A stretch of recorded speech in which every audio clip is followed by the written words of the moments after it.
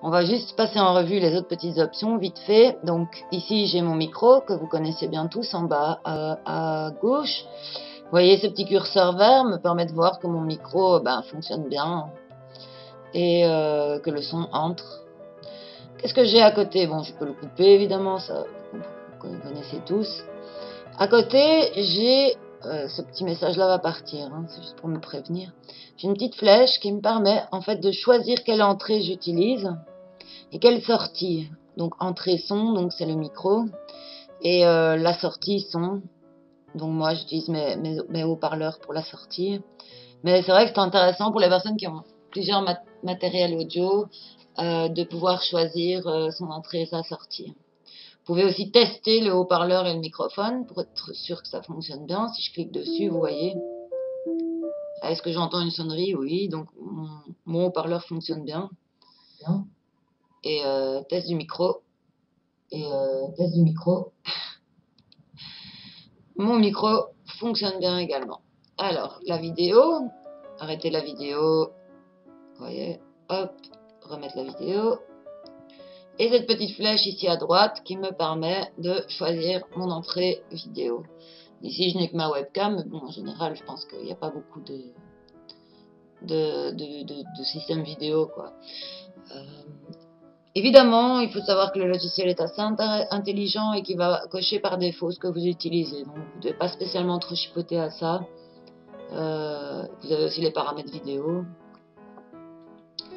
pour choisir la taille d'origine de ma vidéo. Enfin, voilà, ça c'est du chipotage, hein, mais ouais. Je vois qu'il y a un truc pour retoucher mon apparence. J'ai déjà essayé l'autre jour pour me faire jolie, mais ça n'aurait pas l'air de fonctionner. Ah, si ça me fait des yeux un peu plus glamour. Vous pouvez pas les voir parce que je suis floutée, je sais, désolée. Donc voilà, pour les personnes qui ont du mal à se voir en image, il y a moyen de se retoucher un petit peu. Mais bref, on va fermer ça. Tac. Oui. On va d'abord voir ces options-là et après je vais vous montrer vraiment les fonctionnalités très avancées. Mais bon, ça c'est pour ceux qui m'auront suivi jusqu'au bout. Je préfère qu'on voit d'abord les fonctions de base et ainsi ceux qui en ont marre au bout d'un moment peuvent décrocher, quoi. Bouton invité, ma foi, je l'utilise jamais parce que j'invite pas par mail. Généralement, les ID de réunion sont publiés, donc soit sur la page Facebook dans les événements, soit sur le tableau qui circule au niveau des structures avec toutes les réunions. Voilà. Vous pouvez la demander d'ailleurs ce tableau via le Messenger AA francophone Belgique de la page Facebook, si jamais vous ne l'avez pas reçu, qui reprend vraiment toutes les réunions en Belgique francophone. On sait aussi copier l'invitation, mais voilà, copier l'invitation, c'est vraiment pour avoir un petit texte qui résume vous êtes invité à une réunion Zoom. Enfin, ouais. Vous voyez plus ou moins le truc, hein, je pense. Voilà. Moi, j'utilise pas trop ce truc-là, enfin, pas du tout d'ailleurs, je dois dire. Donc, la fenêtre invitée, la fenêtre participant, donc c'est vraiment la fenêtre ici sur le côté. Hein.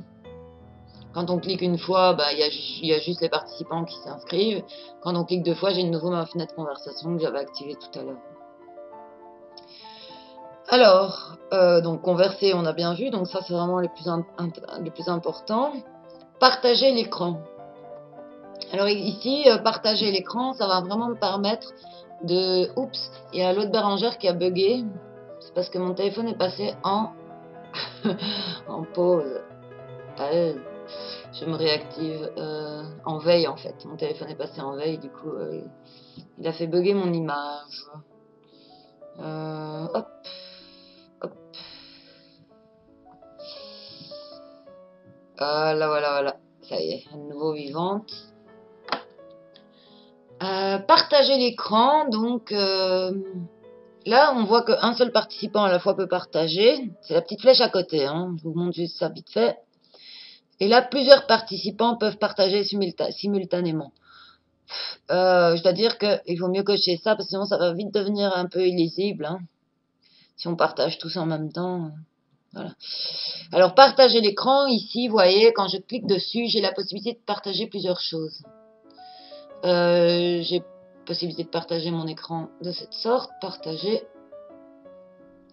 Et à ce moment-là, on voit ce qu'il y a derrière l'application Zoom, en fait, hein, ce qu'il y a sur mon écran de base. Hein. Mais ici, enfin, ça m'intéresse pas trop. Moi, ce que j'aimerais, c'est si je partager, par exemple, un texte comme le préambule ou notre méthode. Pour ça, je dois aller le chercher. Alors, je préviens les amis que je vais partager mon écran, qu'il faut attendre 2 secondes. Donc, je vais juste, fermer un peu ma fenêtre ici, enfin, en tout cas, laisser de l'espace. Ah! Il ne veut pas obéir. Bon, je vais fermer 2 secondes ça. Il me voit toujours, normalement, les amis. Je vais juste fermer ça. Et je vais chercher, donc, le préambule à A en français. Hop. D'abord, je l'affiche sur mon écran à moi, s'il veut bien répondre. Tchac, tchac, tchac. Il veut pas. Je vais le fermer. Ne répond pas, merci. Fermer le programme. Allez. Désolé, hein, mais je vais pas recommencer tout parce que c'est un peu fatigant.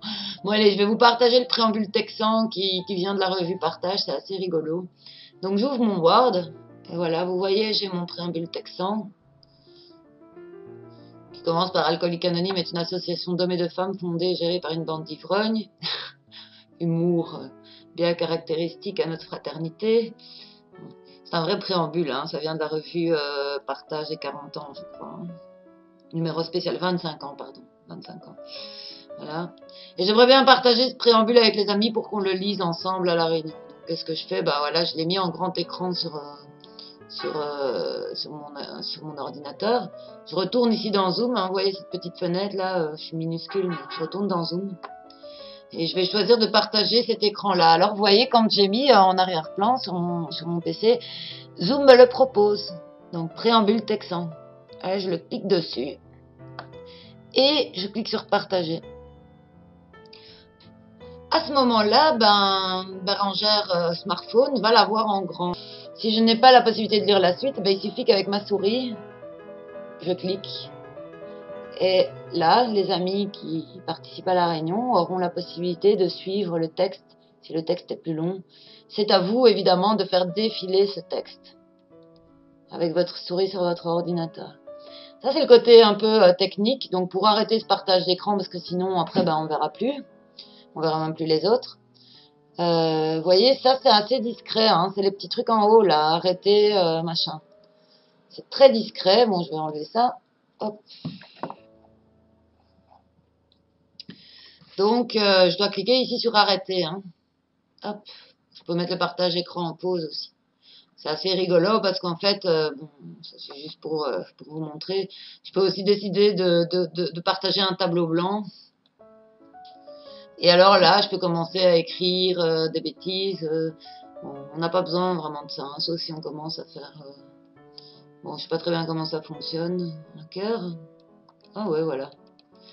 Un cœur sur tableau blanc, bon, c'est pas très utile, désolé.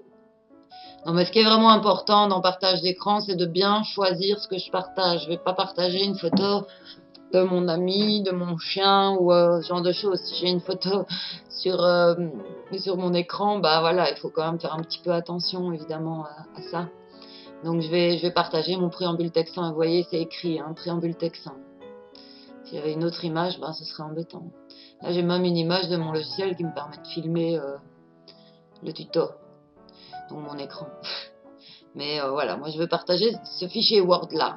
Et alors je clique dessus et je fais partager. Voilà. Il y a des fonctions avancées, hein, mais bon, on n'en a pas besoin. On pourrait une fois regarder, mais enfin voilà, vous pouvez un peu aussi vous entraîner hein, en chipotant un peu à tout ça. Voilà. Il suffit pour ça de créer une réunion et de la rejoindre. Vous serez un petit peu tout seul, mais voilà, après vous pouvez peut-être aussi vous entraîner avec d'autres amis qui aimeraient apprendre à modérer. Là aussi vous pouvez rejoindre les fonctions avancées, donc la petite flèche ici, toutes ces petites flèches permettent d'afficher des fonctions avancées. Hein. Voilà, c'est pour paramétrer le partage d'écran. Un participant à la fois peut partager, plusieurs participants. Voilà, donc hop. Le bouton converser, vous l'avez bien vu, hein, donc quand je clique une fois, il disparaît, ou alors il apparaît, en fonction de... C'est parce que j'avais déjà cliqué une fois tout à l'heure, donc maintenant il disparaît quand je clique.